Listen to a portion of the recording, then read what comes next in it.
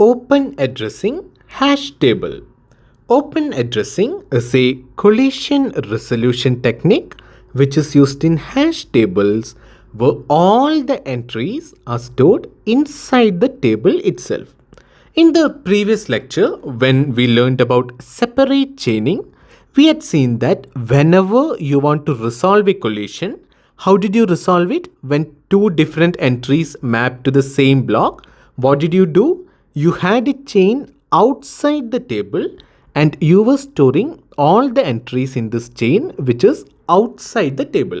So in this case, whenever you wanted to deal with a collision, that is whenever two entries map to the same block, it is easier for you because you can simply add a new node and chain it to that same block. So this was easier. This time, in case of open addressing, what do we want to do? We have this table. We don't want to take any extra space. We want to store all the elements inside this table itself. Then comes the question of what will you do if two elements are mapped to the same block and how are you going to deal with this situation? This is what we are going to learn in this lecture. Okay. So in case of open addressing, what is the first thing? First step is always that you want to calculate the hash function.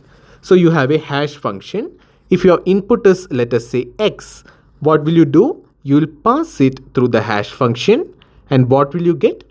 Once you do h of x, you will get hash value. Whatever is your hash value, according to this hash value, you are going to choose one particular block in the table. Let us say you chose this block. What will you do? You will insert it here. Here you have to check for one thing. What is the check? You have to see whether that particular block is already occupied or it is not occupied. In case it is not occupied, there are no problems. You can directly insert your entry there. But in case that particular block is already occupied by some other value, what will you do? This time you have to start a probing sequence. There is something called a probing sequence, and what will you do? You will probe through the table in order to find the right slot where you can insert it. So this lecture is mostly about different probing sequences that you can use in order to resolve this collision. Okay.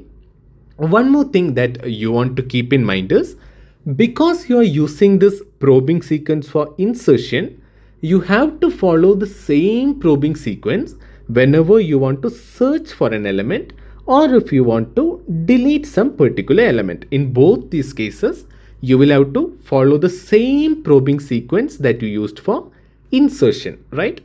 Let us see what are the probing sequences and how does each of the probing sequence help us in identifying the right block to insert a key, right?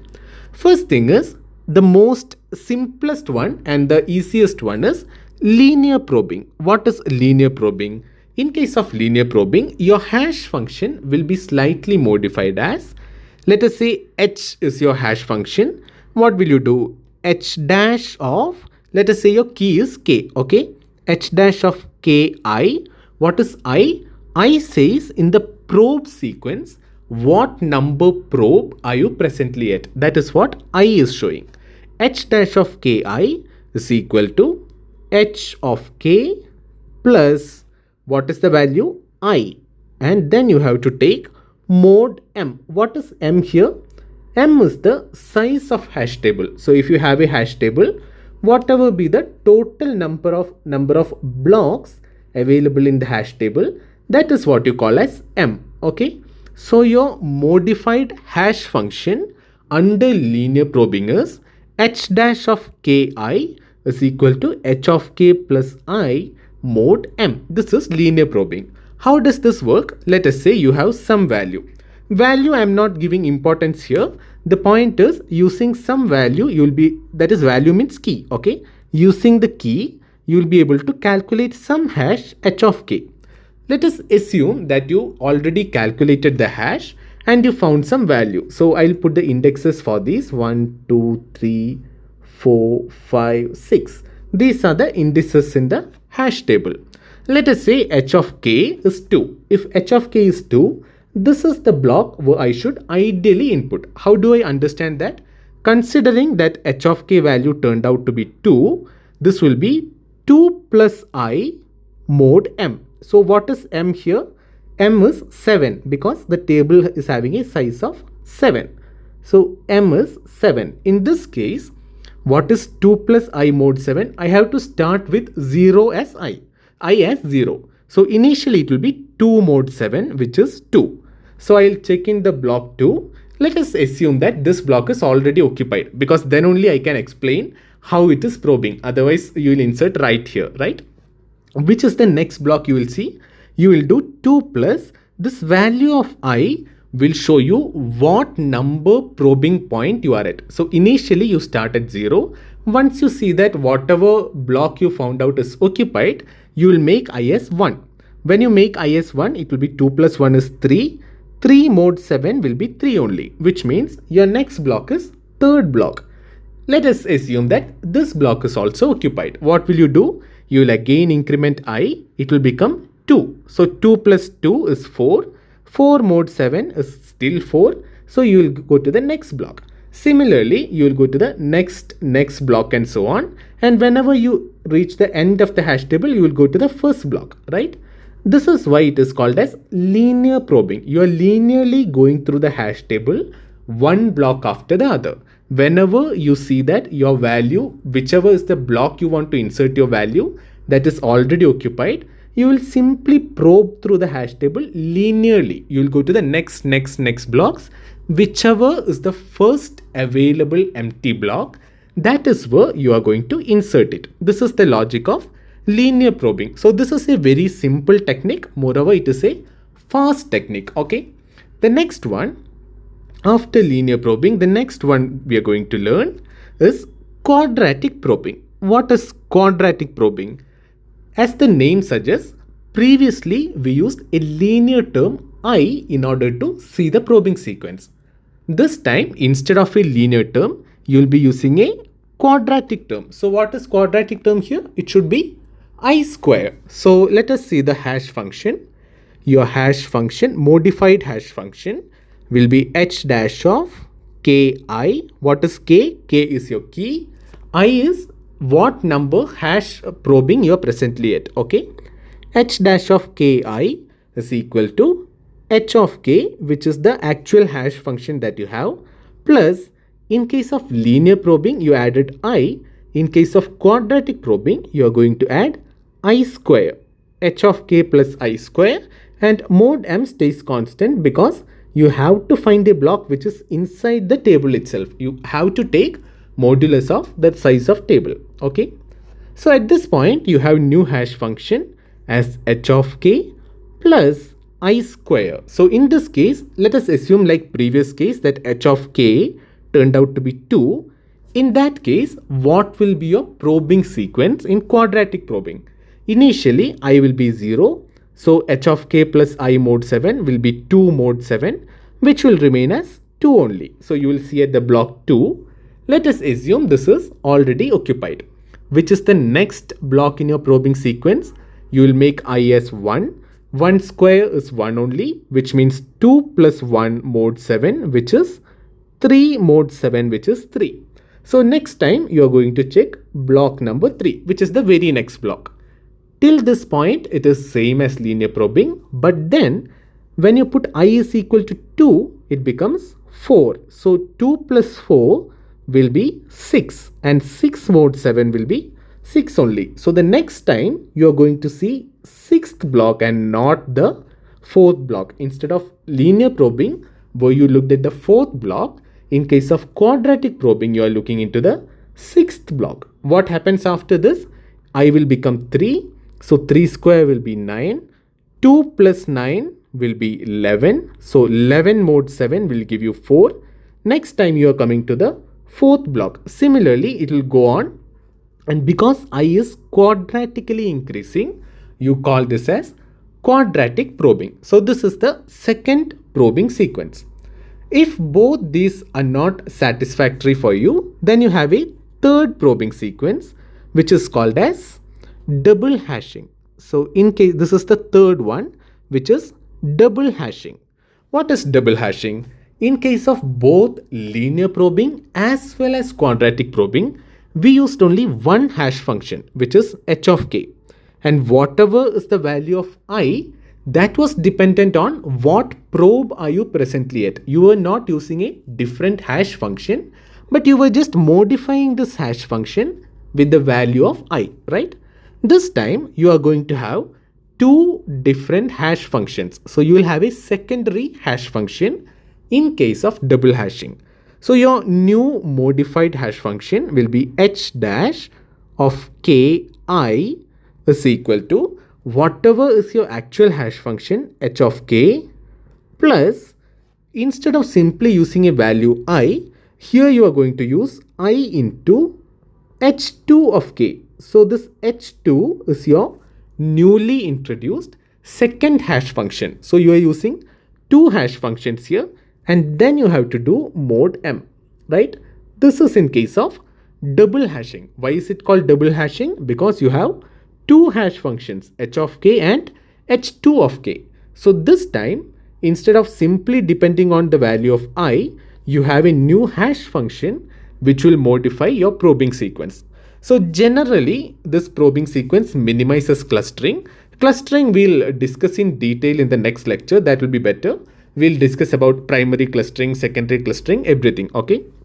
For now, just understand that in case of double hashing, your clustering will be generally reduced. Okay.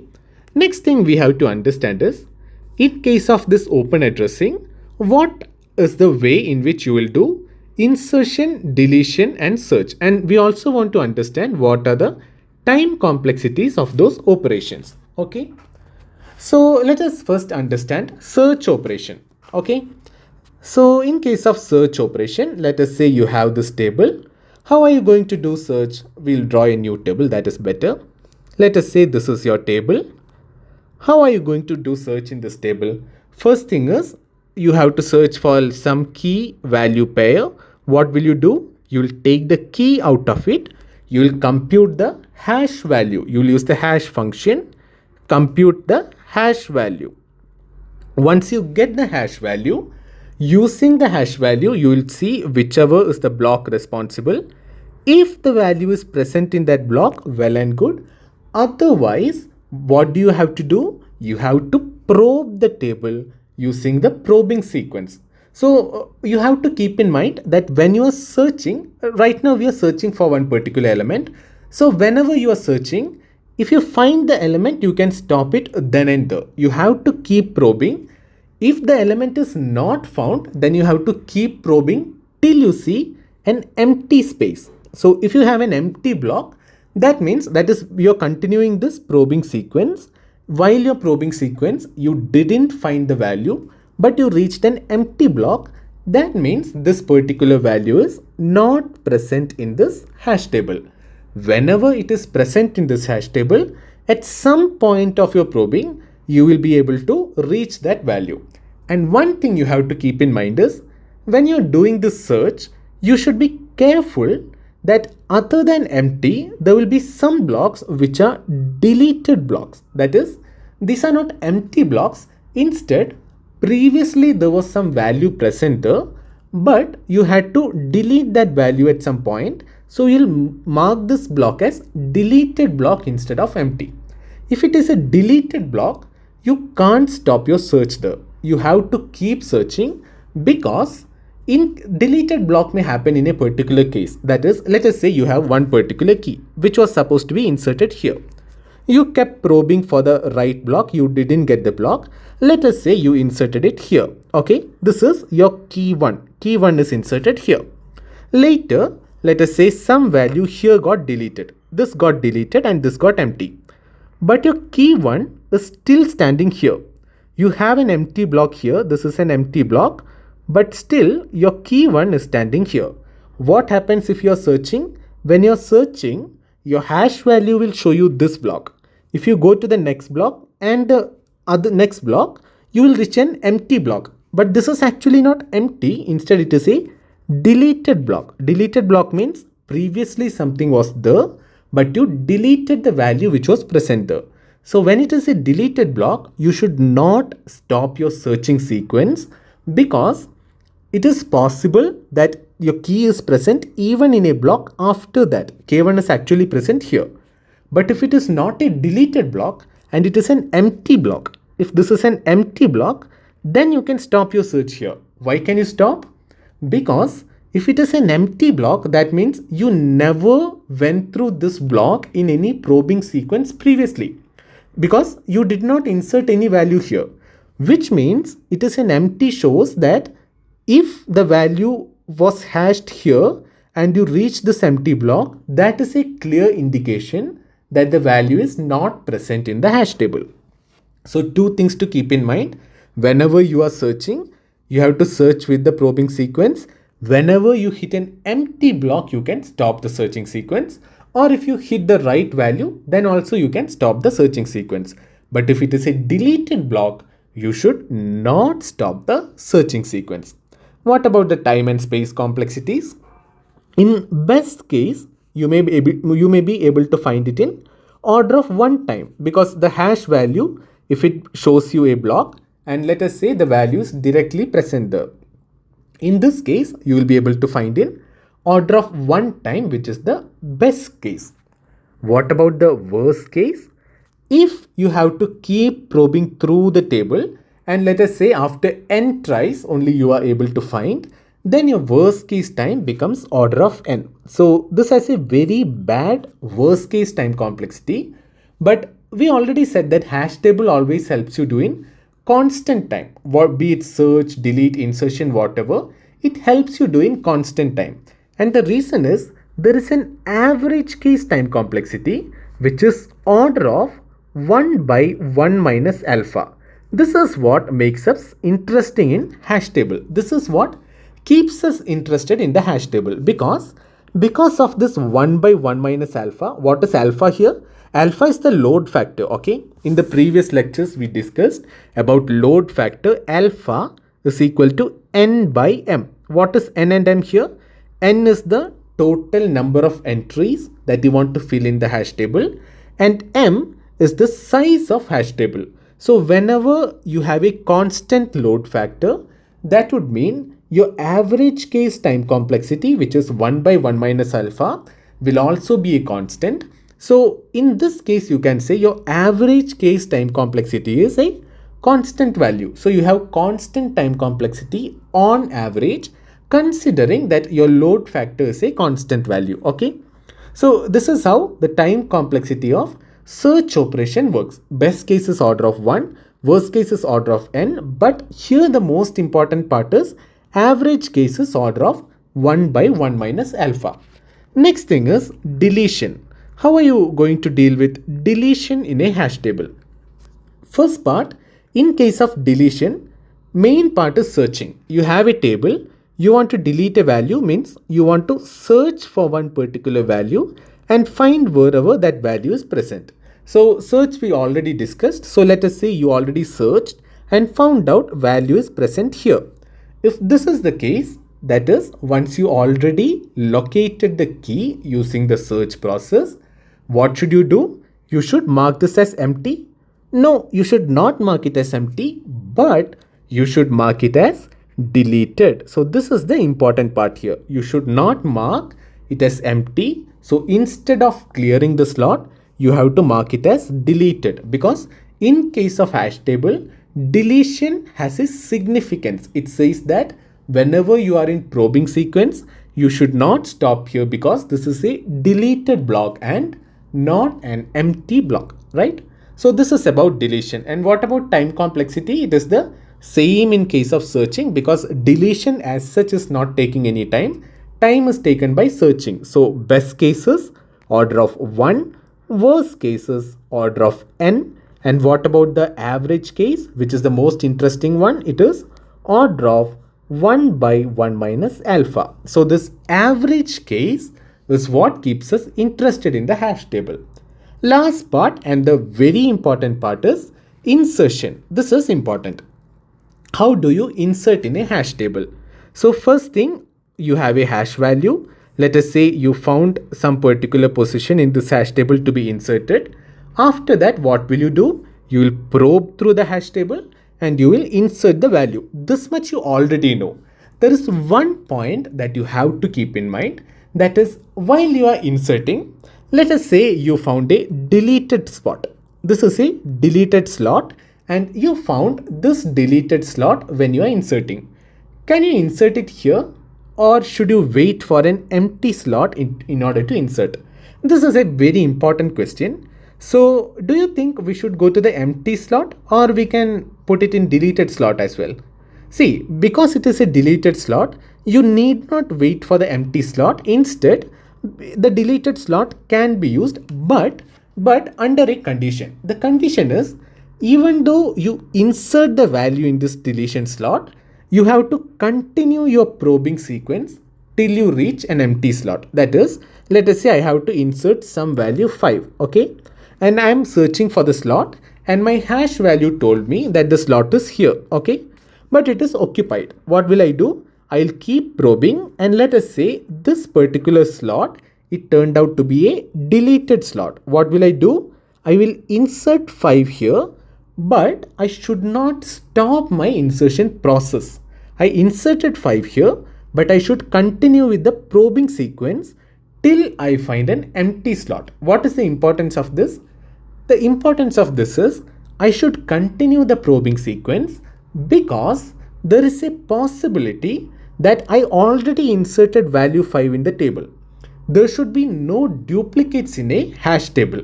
Because of that, I have to make sure that there are no double entries in this hash table. What will I do for this? Because of that, I will keep probing, and if I get to see that there is one more value 5, let us say at a later point in the probing sequence, I found the value 5, then I will delete that entry off so that only one entry stays in the table. So this part is very important. Whenever you see both a deleted slot while you are inserting, you have to keep going through the probing sequence so that you may make sure that there are no duplicates in the table. And what is the time and space complexity? Best case time complexity, order of 1, because directly with the hash value you may reach an empty slot and you may be able to insert it. What about the worst case time complexity?